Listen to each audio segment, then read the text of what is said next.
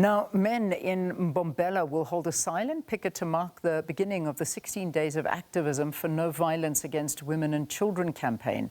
This picket has been organised by the Office of the Director of Public Prosecutions. Last week, GBV was declared a national disaster. The men are expected to hold a candlelight vigil and pray for the victims.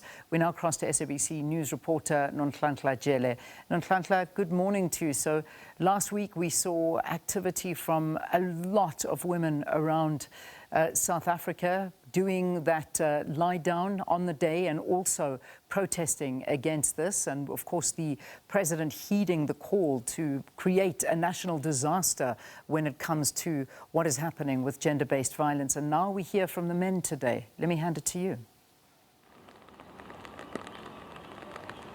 Good morning to you, Leanne, and to the viewers at home. Indeed, we are outside the High Court in Mpumalanga, where earlier on you said we are expecting men in the Office of the Director of Public Prosecutions in Mpumalanga to gather here, to sign a pledge, to hold a vigil, to pray, actually, a silent prayer for the victims, as you correctly mentioned, and also to have a candlelight ceremony in honor of those who lost their lives, or the victims and also the survivors of gender-based violence. We do know that the NPA has the authorities stationed in hospitals called the Tutuzela care centers, where victims and we are seeing are being sent to these centers around the hospitals when they come in for checkups, where they can get legal advice. We do know that many of these cases go unreported and many of them can't be policed, as we have heard earlier on from the MEC of Community Safety, Security and Liaison when they were delivering the stats, the crime stats in the province, saying it's quite difficult to police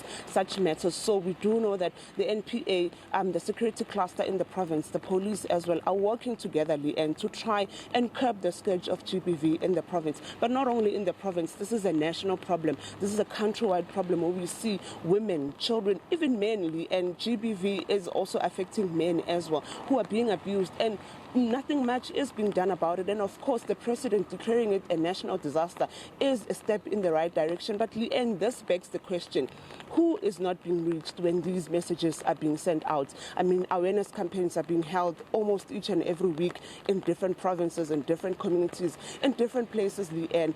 Awareness campaigns, 2 weeks ago, we saw a GBVF run in the province, where people in this running club were calling for an end to GBV.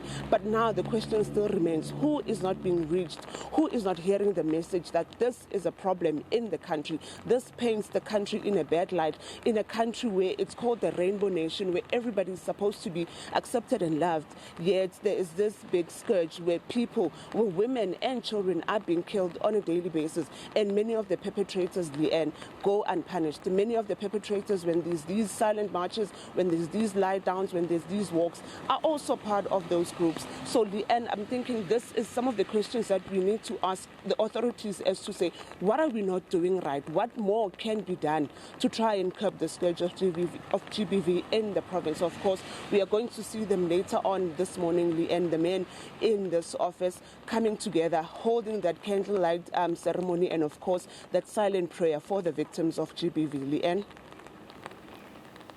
All right, thanks so much for that. And yeah, indeed, we look forward to seeing what comes from this one.